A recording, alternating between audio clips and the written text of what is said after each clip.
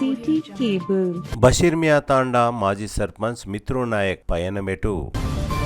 యాలల మండలం బషీర్ మియా తాండా మాజీ సర్పంచ్ మిత్రు నాయక్ ప్రస్తుతం బీఆర్ఎస్ పార్టీనా లేదా కాంగ్రెస్ పార్టీలో ఉన్నారా అని ప్రశ్నించగా ఏ పార్టీలో చేరాలో త్వరలో వివరిస్తానని తెలిపారు.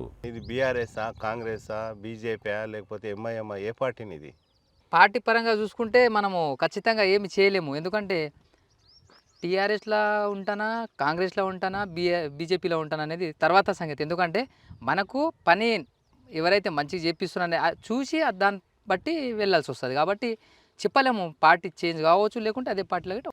ఎందుకంటే సార్, ఏదైతే మన ఎమ్మెల్యే గారు నేషనల్ హైవే అయితే నడుస్తుంది. ఇంతకుముందు ఉన్న రోహిత్ రెడ్డి గిట ఏదైనా వర్క్ నడిచినప్పుడు ఖచ్చితంగా మోరం పోవాల్సిందే. మరి వీళ్ళు ఉన్నప్పుడు గిట ఖచ్చితంగా మోరం పోవాల్సిందే. కానీ మనోహర్ రెడ్డి మోరం అమ్ముతున్నాడు, శ్రీనివాస్ రెడ్డి ఇల్లీగల్గా చేస్తున్నాడు అనేది అది చాలా పెద్ద తప్పు. ఎందుకంటే వాళ్ళు ఏదో వాళ్ళ ఇంటికి వేసుకోవట్లేరు, నేను నా ఇంటికి వేసుకోవట్లే. డెవలప్ పర్పస్ గురించి పోతుంది కాబట్టి దాని గురించి ఎవరైనా మాట్లాడాల్సిందే కదా. వికారాబాద్ జిల్లాలోనే అత్యధిక నిధులతో తమ గ్రామాన్ని అభివృద్ధి పరిచానని మిత్రు నాయక్ తెలిపారు.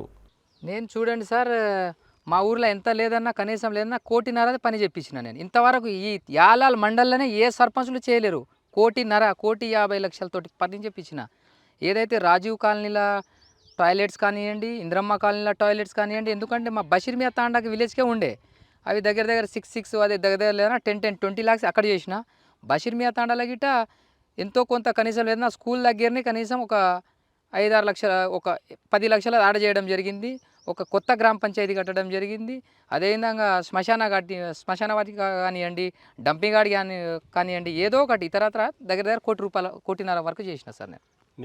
మిత్రుని ఇంత మంచి అభివృద్ధి చేసినాని అంటున్నావు, ఓడిపోయినావు సార్. నేను ఏమంటున్నా అంటే కొన్ని మా విలేజ్ వాళ్ళది ఏదైతే ఉందో మన ఇది మార్కెట్ దగ్గర ఆడ కనీసం ఒక 30 ఎకరాలు పోవడం జరిగింది మా విలేజ్ రైతులది. ఇంకో విధంగా ఈడేమైంది, నర్సింగ్ కాలేజ్ దగ్గర గిట్ట ఒక 4-5 ఎకరాలు తీసుకోవడం జరిగింది ఐటీ కాలేజ్ దగ్గర. కాబట్టి కొద్దిగా మైనస్ అయింది అంతే తప్ప మనకు జనాలు ఓడగొట్టాలని లేదు. ఇప్పుడు వాళ్ళు బాధపడుతున్నారు, మిత్రు ఉండింటే బాగుండేది కదా అనే ఉద్దేశంతో ఉన్నారు. జనాలకు తెలియదు కదా ఇవన్నీ. ఇవన్నీ నువ్వే కొట్టించినావు కదా, మొత్తం సాఫ్ చేసింది నువ్వే కదా ఇంచుమించు. నేను సాఫ్ చేసిన అంటే నా ఇంటికి తీసుకోపోలేను సార్.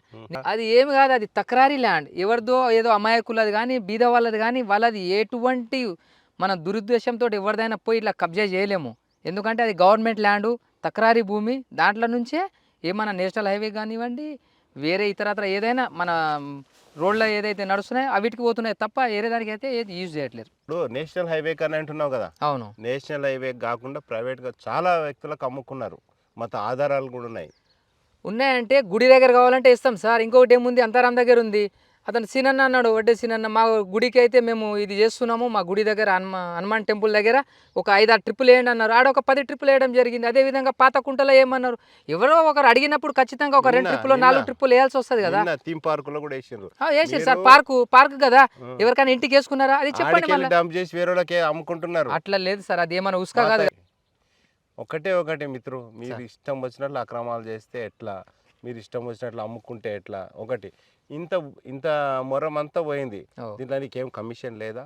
ఏమీ లేదా. నాకు డెవలప్ పర్పస్ పరంగా కావాలంటే నేను ఏది నా కనీసం నాకు భూమి 2 ఎకరాలు రాసిమంటే గిట్ట రాసిస్తా.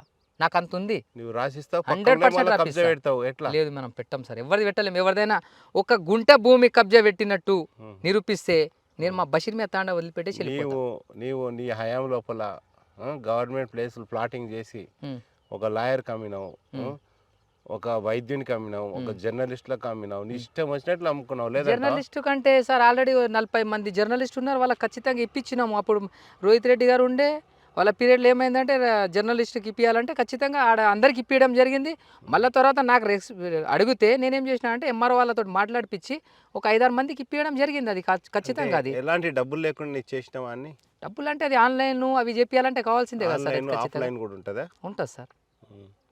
మరి ఈ గుట్టలు ఇన్ని కరగొడుతున్నావు సార్, ఇంకా మొత్తం కరగొట్టే ప్రోగ్రామ్ ఇంతే ఉంటుంది. అది ఇంతే సార్, ఏం లేదు. ఎవరైనా పక్క రైతులు ఈ మా మొరం తీసుకోపోండి అంటే తీసుకోపోతాం అంతే, వేరేదేం లేదు ఆడ. ఎందుకంటే దీని లెవెల్ ప్రకారంగా అవుతుంది కావాలంటే ఖచ్చితంగా దాన్ని నేను సహకరిస్తా. ఎవ్వరు అడ్డొచ్చినా కానీ ఇప్పుడు ఇదైతే లెవెల్ ఉందో ఇది గుట్ట ఉంది, దీన్ని మా ఒక 2 ఎకరాలు ఉంది లెవెల్ చేయండి అంటే చేయాల్సిందే కదా. వీడికి వెళ్ళి చూస్తే కందనీళ్ళు కనబడేట్లేదు కొన్ని రోజులు అయితే. కనిపిస్తుంది సార్, అట్లా చేద్దాం అనుకుంటున్నావా? అనుకుంటున్నా. ఇంకొక 5 ఇయర్స్లో ఖచ్చితంగా కందెనెల్లి కనిపించాలి వీడికి వెళ్ళి. ఎందుకంటే నేను ఏం ఇల్లీగల్ చేయట్లేము కదా సార్, లీగల్ ప్రాంప్ట్గా మనం.